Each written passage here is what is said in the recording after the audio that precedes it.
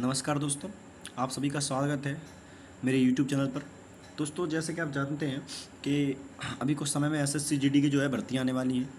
तो दोस्त, इसके लिए हम लोगों ने एक प्रीवियस ईयर सीरीज़ चलाई है, जिसमें हम सबसे पहले एसएससी जीडी के प्रीवियस ईयर सॉल्व कर रहे होंगे, है ना। चाहे वो मैथ का हो, फिर हिंदी का हो, इंग्लिश का हो या आपका जीएस का हो, ठीक है। और जिसमें आपकी हिंदी क्लास तो शायद चालू भी हो गई है ना। तो ये आपकी मैथ की क्लास है, ठीक है। तो देखो, हमारा जो फोकस रहेगा इस क्लास में, मैं जो आपको क्वेश्चन यहाँ पर 20 क्वेश्चन जो भी है मैं पेपर वाइज करवा रहा हूँ। जो पहली शिफ्ट है आपका, पहला ही जब कब हुआ था ये मुझे पता नहीं है, लेकिन पहली शिफ्ट है 2024 की, और है ना, पहले दिन का पहले शिफ्ट का पेपर है ये, ठीक है। और देखो, यहाँ फोकस रहेगा कि हम क्वेश्चनों को कितनी जल्दी कर सकते हैं, क्योंकि आप भी जानते हैं कि 80 क्वेश्चनों को करना होता है 60 मिनट के अंदर। तो हमें स्पीड थोड़ी सी अच्छी चाहिए मैथ के लिए वहाँ पर, ठीक है ना। तो देखो, फोकस करेंगे उसी चीज़ पर कि कितनी जल्दी कर सकते हैं। बाकी मैं समझाता भी जाऊँगा कि भैया बेसिक से कैसे कर सकते हैं, ठीक है। तो आइए स्टार्ट करते हैं पहले क्वेश्चन के साथ। लिखा है, पहला क्वेश्चन है कि क्रिकेट टीम के अंदर 7 पुरुष हैं और उन पुरुषों की आयु दे रखी है 26, 25, 21, 29, 28 और 22। उनकी औसत आयु निकाली है। देखो दोस्त, एक परंपरागत तरीका जो हम बहुत पहले से करते आ रहे हैं कि भैया इन सभी को जोड़ लो और इन सबको जोड़ने के बाद 7 से डिवाइड दे दो। तो एक तो ये तरीका है कि आप इससे एवरेज इसका एवरेज निकाल सकते हैं। लेकिन दूसरा तरीका एक क्या है जिससे थोड़ा सा जल्दी हो जाएगा, वो तरीका ये है कि एक काम करो, तुम इनमें से कुछ भी एक एवरेज मान लो अपने हिसाब से। तो मैं मान लेता हूँ कि मेरा एवरेज कितना है, 25 है। कितना है भाई, 25। तो भैया देखो, 25 पे 26 कितना ज़्यादा है, तो मुझे सर प्लस बन जाता है। 21 कितना है, -4 कम है। 29 कितना है, +4 ज़्यादा है। 24 क्या है, -1 ज़्यादा है, -1 कम है, सॉरी। 28 क्या है, +3 ज़्यादा है। 22 क्या है, -3 ज़्यादा है। ये बात समझ में आई कि नहीं है। तो देखो, प्लस माइनस तो कट ही जाएगा, प्लस का 4 माइनस का 4 कट गया, प्लस का 1 माइनस का 1 कट गया। मतलब इसमें ना तो कुछ अपन को ना तो कुछ ज़्यादा हो रहा है, ना ही कुछ कम हो रहा है। तो मेरा एवरेज कितना आ जाएगा, 25। तो एवरेज कितना आ गया दोस्त, 25, ठीक है कि नहीं। अगर ज़्यादा होता, मान के चलती, अगर ये ज़्यादा आता तो अपने को कम करना पड़ेगा। कितने पे, 7 पे कम करना पड़ता। अगर ये ज़्यादा आता तो अपने को कम करना पड़ता। क्यों भाई, ज़्यादा कम क्यों करते हैं। देखो, अगर ये ज़्यादा आता तो एवरेज का मतलब क्या होता है दोस्त, एवरेज का मतलब होता है बराबर करना। समझ में आ रहा है। अगर ज़्यादा होता तो उतना ही हमें कम करना पड़ता, और कम होता तो उतना ही हमें बढ़ाना पड़ता, ठीक है दोस्त। बाकी ज़्यादा एक्सप्लेन नहीं करेंगे, क्योंकि अपन को क्वेश्चन करने पे ज़्यादा फोकस करना है, जल्दी करने पे। लगा, एक कुर्सी का अंकित मूल्य 2000 रुपये है। 20% और X% की 2 क्रमिक छूट देने के बाद वह कुर्सी 1400 रुपये बेची जाती है। याद रखना कि जब भी इस प्रकार का क्वेश्चन आपसे पूछा जाए, एक छूट दे रखी हो, दूसरी की छूट पूछी हो, तो कुछ नहीं करना है, पहला लिखना है 2000 और बेची कितने में गई है, 1400 रुपये में। कितने में बेची गई है, 1400 रुपये में। पहली छूट कितनी है, 20%, यानी 5 की चीज़ कितने में दी गई, 4 में। कितने में दी गई, 4 में। दूसरी छूट आपको निकालनी है, बस इन दोनों का रेशियो ले लियो, इन दोनों का रेशियो के ले लेंगे, वही मेरा आंसर होगा। 2 जीरो से 2 जीरो खत्म हो जाएंगे। 5 से काटूंगा 4 बार, और 2 से इसको 2 बार, और 2 से 7 बार। यहाँ से करेंगे तो 4 दूनी 8, और ये आ जाएगा 7। यानी 8 की चीज़ कितने में दे दी गई, 7 में। तो आप बताओ, 1/8, 1/8 का मतलब क्या है, 12.5%, है ना। यानी 8 की छूट 7 में दे दी, मतलब 1 की छूट 8 पे, और 1/8 की फ्रैक्शन वैल्यू क्या होती है, 12.5%। फ्रैक्शन वैल्यू याद कर लेना दोस्त। अगर आपने याद क्या कर, हाँ याद ही कर लेना, है ना। और परसेंटेज चैप्टर ही पढ़ लेना, ठीक है। चलिए आइए नेक्स्ट क्वेश्चन की बात करते हैं। देखा, ए और बी 5000 रुपये की प्रति घड़ी की दर से अपनी घड़ियाँ बेचते हैं। मतलब इन दोनों का एसपी सेम है, मतलब सेलिंग प्राइस क्या है, सेम है। बोला ए को 25% का लाभ होता है, मतलब ए 25% फ्रैक्शन वैल्यू कितनी होती है, 4, 1/4, यानी 4 की चीज़ लेके कितने में बेच दी भैया, 5 में बेच दी। और बोला है करा, जबकि बी को 10% की आनी होती है, और 10% फ्रैक्शन वैल्यू क्या होती है, 1/10। क्या होती है, 1/10, मतलब 10 की चीज़ कितने में बेच दी भैया, 9 में। लेकिन देखो, हमारे हिसाब से सेलिंग प्राइस 5 और 9 है, तो सेलिंग प्राइस बराबर करना पड़ेगा। तो इसमें ऊपर मैं 9 से मल्टीप्लाई कर देता हूँ, नीचे 5 से कर देता हूँ। देखो, 9 पंच 45, 9 पंच 45 बराबर हो जाएगा। अगर 9 का मल्टीप्लाई इसमें हुआ तो इसमें भी करना पड़ेगा। तो ये आ जाएगा, मेरा CP आ गया 36, और नीचे वाले का CP आ जाएगा 50। कितना आ जाएगा, 50। अब बोल रहा है कि ए और बी के क्रय मूल्य का अनुपात बताओ। तो ये तुम्हारा क्रय मूल्य यही है, 2 से काट दो इसको, तो एक आ जाएगा 18 और दूसरा आ जाएगा 25। तो 18:25 जो है मेरा आंसर हो जाएगा। कोई दिक्कत नहीं होनी चाहिए दोस्त, इतने में भी बहुत सिंपल क्वेश्चन है। अब देखो, बोला कि दो रेलगाड़ियाँ जिनकी समान चाल से विपरीत दिशा में चल रही हैं। देखो, समान चाल याद रखना, समान चाल समान है और विपरीत दिशा है। आप सभी जानते हैं कि जब विपरीत दिशा होती है तो स्पीड जुड़ जाती है। और दोनों, प्रत्येक की रेलगाड़ी की लंबाई कितनी है, 320। एक बात को समझो, जब दोनों रेलगाड़ियों को एक दूसरे को पार करना है तो उन्हें अपनी अपनी लंबाइयों को भी पास करना पड़ेगा प्लस सामने वाले की लंबाई को भी पास करना पड़ेगा। तो ये टोटल जो दूरी 320 मीटर ये और 320 मीटर की ही होगी दूसरी। तो टोटल लंबाई कितनी पार करनी है दोनों रेलगाड़ी को? 640। और स्पीड क्या होगी? जुड़ जाएगी यानी S1 प्लस S2। ये किलोमीटर मान ली, तो किलोमीटर से बनाने के लिए मुझे क्या करना पड़ेगा? 5/18 से क्या कर दूंगा? इसको मल्टीप्लाई कर दूंगा। और टोटल टाइम कितना लग रहा है दोस्त? 18 सेकंड लग रहा है। पक्की बात है कि नहीं? 18 से 18 खत्म किया, 5 से काटूंगा तो 5 एकम 5 कितना बचा? एक बचेगा, 5 दूनी 10 और 5 40। यानी S1 प्लस S2 कितना आ गया भैया? S1 प्लस S2 कितना आ गया? 128।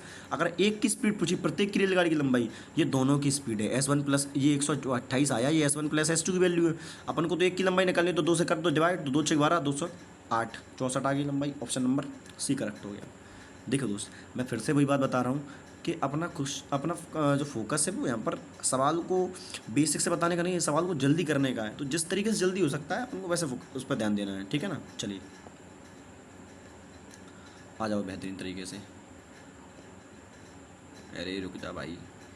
देखो क्वेश्चन है कि 7200 रुपये को PQR में बीच में क्रमश 1/2 1/2 4 और 3/2 में बांटना है ना। इसको मिटा देता हूँ पहले। आइए अब बोला है कि तो आर का हिस्सा बताओ।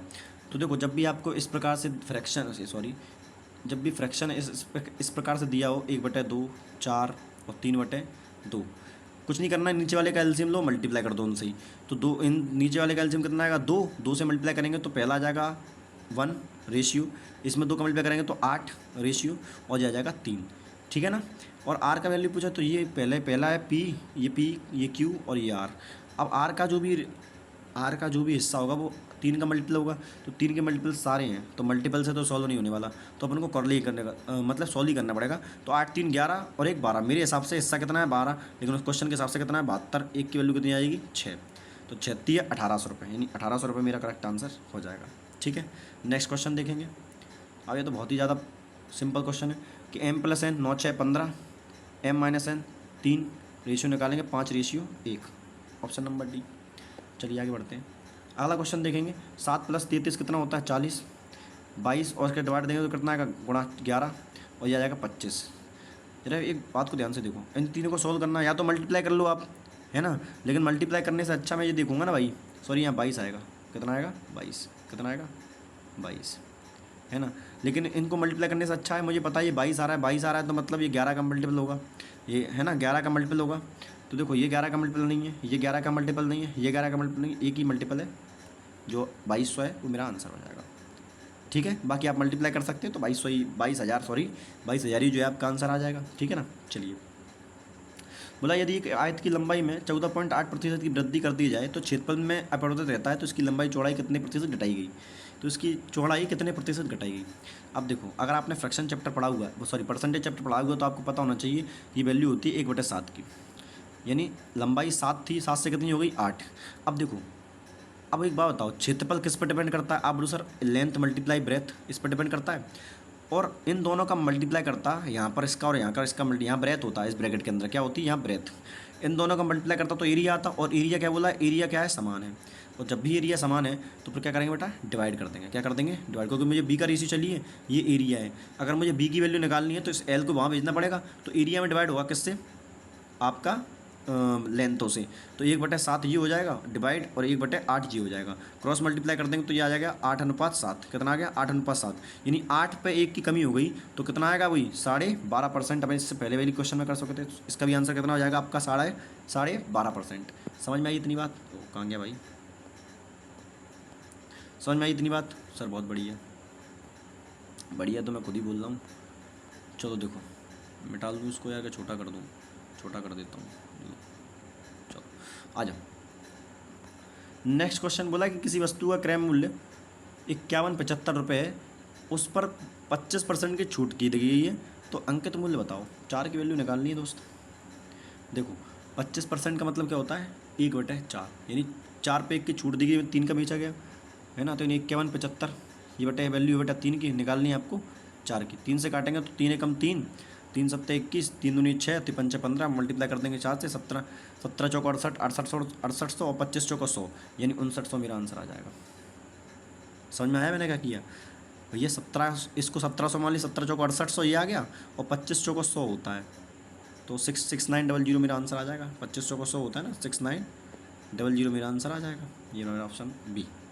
ठीक है कि नहीं? देखो दोस्त, अपना फोकस जल्दी करने पे है, ध्यान रखना है ना। चलिए, समझ में तो आ ही रहा होगा यार तुम्हें। चलो अगला क्वेश्चन देखते हैं। बोला है कि किसी धनराशि 40 वर्षों में प्राप्त साधारण ब्याज 2/5 है, उस ब्याज दर कितनी है? कुछ नहीं, सिंपल फॉर्मूला लगाओ। ब्याज कितना मिला है? 2। राशि कितनी थी? 5। रेट मुझे निकालनी है। टाइम था 40 साल और बटे 100। 2 से 4, 20 दूनी 40, 20 पंचे 100, 5 से 5 खत्म, 2 से 2 खत्म। आर की वैल्यू आ गई 1%। कितनी आ गई दोस्त? 1%। Option number D. ठीक है, चलो नेक्स्ट क्वेश्चन। आ जाओ जरा, थोड़ा सा अच्छा क्वेश्चन लगा कि 8 दिनों तक काम करने के बाद राखी को पता चलता है कि वह काम का केवल 10% कम कर पाई। ज़रा मुझे एक चीज़ को ध्यान से बताना कि अगर 8 दिनों में 10% काम हो रहा है तो मैं आपसे पूछूं 100% काम कितने दिनों में होगा, तो आपका जवाब आना चाहिए सर 80 दिनों में होगा। इतनी बात आपको पकड़ लेना चाहिए कि अगर 8 दिनों में 10% काम हो रहा है तो पूरा काम कितने दिनों में किया होगा? 80 दिनों में किया होगा। ये बात समझ में आ रही है कि नहीं आ रही है? अच्छा, वह पूनम को काम पर रखती है जो उससे 20% अधिक कुशल है। यानी अगर राखी की क्षमता 5 है तो वो पूनम की क्षमता कितनी होगी? 6। अच्छा मुझे बताओ, अब ज़रा ध्यान से बताना। अब तो राखी की क्षमता कितनी है? 5। 80 दिनों में कितना काम करेगी? तो आप बोलो सर 400 काम करेगी। कितना करेगी? 400। और 8 दिनों में 5 क्षमता से किया, मतलब 40% काम कर दिया होगा, है ना। और काम बचा कितना? 360। और करना क्या? अब बोला है कि अधिक कुशल शेष काम को पूरा करने में कितने दिन लगेंगे? तो शेष काम दोनों लोग करेंगे तो 6 और 5 11, काम कितना है? 360। यानी आंसर आ गया 360/11। भैया शेष काम कितना था? 360। और दोनों को मिलाकर करना है तो दोनों की क्षमता जुड़ जाएंगी तो 6 और 11 आ जाएगा। तो आपका आंसर आएगा 360/11। बाकी मैं ये दोनों मेरे ऑप्शन को मैं देख के काट सकता था क्योंकि ये 7 है और नीचे 11 बनेगा, फिर भी मैं 2 ऑप्शनों में फंस जाता। ठीक है ना, इनको सॉल्व करना ही था मुझे। नेक्स्ट क्वेश्चन देखेंगे, इसको सॉल्व करते हैं। देखो, एक तो तरीका ये 96 × 2 कर लो, पहले आप जानते हो क्या करना है, लेकिन मैं तो थोड़ा सा होशियार हूँ। 24 चौको 96, 4 दूनी 8। इन दोनों को सॉल्व करने पे कितना आ गया? 8 आ गया। 8 आ गया। 4 एकम 4, 4 दूनी 8, और तुम करोगे 18 आ जाएगा। कितना आ जाएगा? 18। 18 मल्टीप्लाई 41 करूँगा तो ये आ जाएगा मेरा आंसर 738। यानी यूनिट डेट 8 आएगा, एक ही का है 738। ठीक है, अगर थोड़ी सी दिक्कत हुई है तो मैं आपको एक चीज़ समझाता हूँ कि मैंने किया कुछ भी नहीं है, कि मुझे पता था मल्टीप्लाई करता तो 24 से करता तो आंसर वही आएगा जो ये आएगा। आप करके देख लेना, ठीक है। तो भाई हालांकि इतना कोई कठिन सवाल है नहीं है, जितना समय इस पर दिया जाए। अगला क्वेश्चन है कि चक्रवर्ती ब्याज पर रखी कोई धनराशि 10 वर्षों में स्वयं की दोगुनी हो जाती है। ऐसे क्वेश्चनों को करने का एकमात्र तरीका बता रहा हूँ, बहुत बेस्ट तरीका है। समय का पहाड़ा पढ़ो और गुणा की घात कर दो। समय का पहाड़ा मतलब 10 साल में कितनी गुनी हो रही है? 2 गुनी। तो समय का पहाड़ा 10 दूनी 20, और इसकी घात कर दो तो 2 की घात करेंगे कितना आएगा? 4। अब पूछ के रहा है 4 गुनी कितने दिनों में? भैया 4 गुनी पूछ लिए तो 20 साल लगेंगे। Option number A correct answer हो जाएगा। ठीक है, कुछ चीज़ों को डायरेक्ट रट लो, बहुत ज़्यादा काम आती हैं। ठीक है ना, चलो आ जाओ। अब बोला कि 11 आम 121 किले 11 सेब, उन्हें एक पंक्तियों में इस प्रकार व्यवस्थित करना है कि प्रत्येक पंक्ति में समान फल हो।